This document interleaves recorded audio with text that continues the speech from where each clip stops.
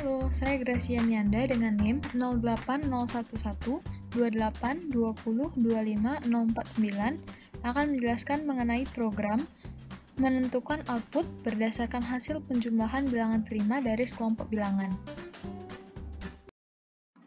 Untuk membuat programnya, pertama kita deklarasikan include IOStream using namespace std agar kita dapat menggunakan fungsi cout, cin, dan endline, kemudian integer main, dan kurung kurawal buka sebagai tanda mengawali program utama. Kemudian kita deklarasikan variabel-variabel yang akan digunakan dalam program ini, yaitu variabel n, i, x dengan indeks array 100, dan variabel jumlah yang semuanya bertipe integer. Variabel n digunakan untuk menyimpan banyaknya bilangan yang akan kita proses. Variabel i sebagai inisialisasi, dan variabel array x dengan indeks 100 itu adalah untuk menyimpan masing-masing nilai dari banyaknya bilangan yang akan kita masukkan.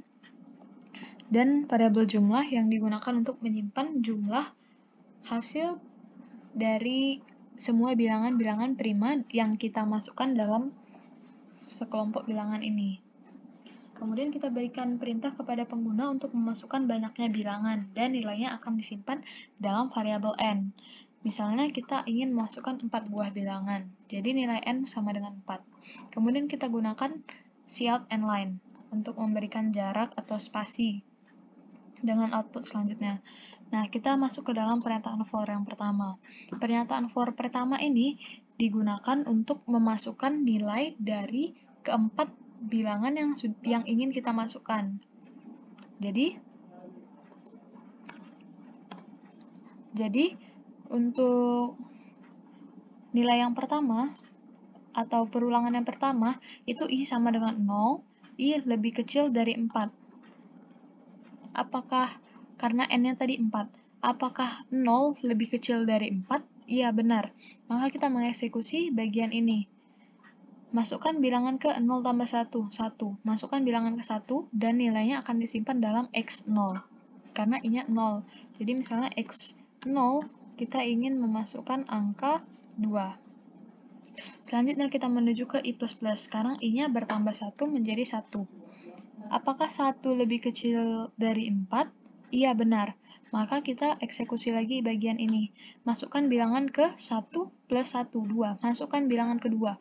Bilangan keduanya akan disimpan dalam variabel x2. x1 maksudnya, karena i-nya 1. x1, misalnya kita masukkan angka 8. Kemudian kita menuju ke i++ lagi. I-nya sekarang adalah 2. 2 apakah lebih kecil dari 4? Iya, benar. Kita masukkan bilangan ke 1 tambah 2, 3. Masukkan bilangan ketiga, dan nilainya akan disimpan dalam x2. Misalnya x2-nya kita isi dengan, atau bilangan ketiganya, kita isi dengan angka 5. Kemudian kita masuk ke i++ lagi, i-nya sekarang adalah 3. Masukkan bilangan ke 1 tambah 3, hasilnya 4. Masukkan bilangan ke 4. Dan nilainya akan disimpan dalam x3. Misalnya x3, kita masukkan angka 4. Kemudian kita menuju ke i++ lagi. I-nya sekarang 4. Apakah 4 lebih kecil dari 4? Tidak. Berarti kita keluar dari pernyataan for ini, di mana kita sudah memasukkan 4 buah bilangan, yaitu 2, 8, 5, dan 4. Selanjutnya kita deklarasikan bahwa nilai awal dari jumlah adalah 0. Jadi pada saat kita pertama memulai program, itu nilai dari jumlahnya adalah 0. Kemudian kita masuk ke bagian perulangan yang kedua, atau for yang kedua. Ini digunakan untuk memeriksa atau mengecek masing-masing nilai dari yang sudah kita masukkan tadi, apakah dia prima atau bukan. Jika dia prima, maka akan dijumlahkan sesama prima, dan jika dia bukan prima, itu tidak akan ikut dijumlahkan. Untuk perulangan yang pertama, i sama dengan 0.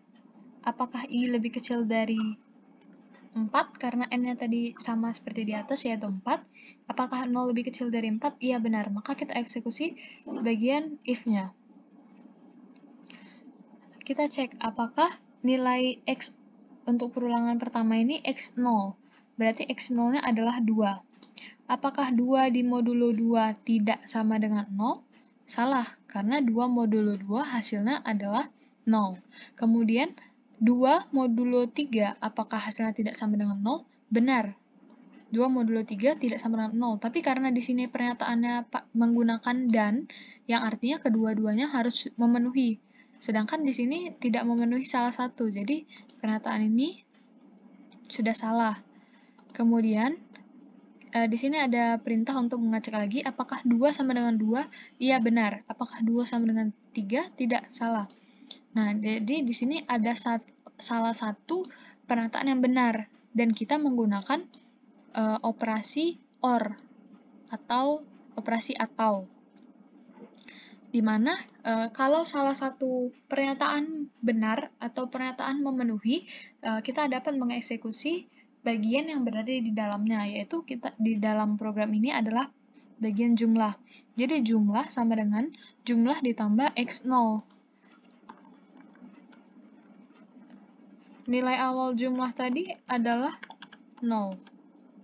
Ditambah X0-nya adalah 2. Jadi sekarang nilai jumlah adalah 2. Kemudian kita masuk ke I++. I++, sekarang I-nya adalah 1. 1 apakah lebih kecil dari 4? Iya, benar.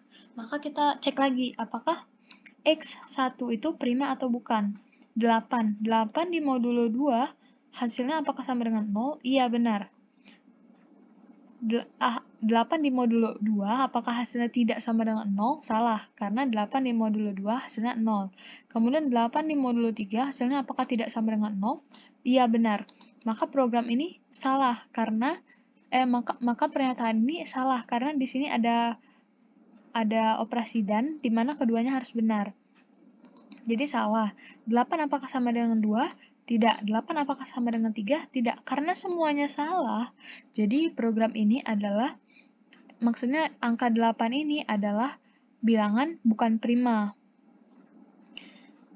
Jadi kita tidak dapat mengeksekusi bagian if-nya. Karena tidak ada else, maka kita langsung menuju ke I++ lagi. Sekarang I-nya adalah 2. Apakah 2 lebih kecil dari 4? Ya, benar. Sekarang I2. I2-nya adalah 5. 5 modulo 2, apakah tidak sama dengan 0? Iya, benar. 5 modulo 3, apakah tidak sama dengan 0?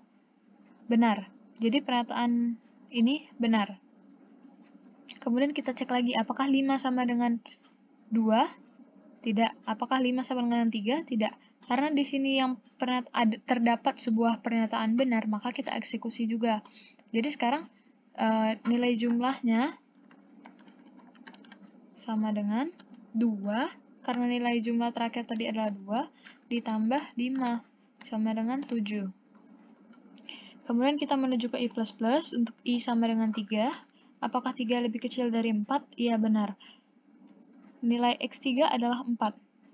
Kemudian kita cek apakah 4 modulo 2 sama dengan 0? Tidak sama dengan 0. Salah, karena 4 sama modulo 2 hasilnya 0. Apakah 4 modulo 3 hasilnya tidak sama dengan 0? Iya, benar. Tapi pernyataan ini salah, karena ada dan dua-duanya harus memenuhi berarti. Sedangkan di sini satunya salah. Jadi, pernyataan yang pertama ini salah. Kemudian, apakah 4 sama dengan 2? Salah. Apakah 4 sama dengan 3? Salah juga. Jadi, kita bilangan 4 itu bukan merupakan bilangan prima. Sehingga kita tidak usah menjumlahkan, tidak dapat mengeksekusi bagian penjumlahan. Jadi, nilai akhir dari jumlah tadi adalah 7. Kemudian kita cek, apakah jumlah ini adalah prima atau bukan?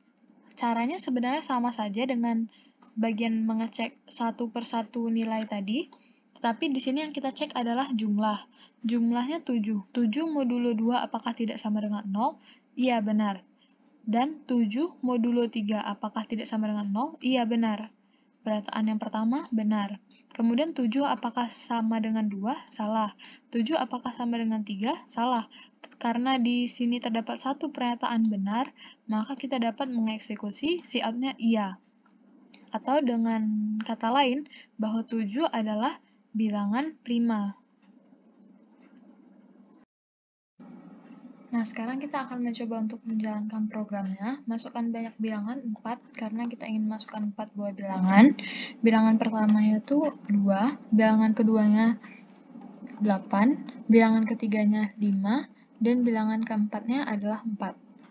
Nah, di sini outputnya adalah iya, karena bilangan primanya hanya 2 dan 5.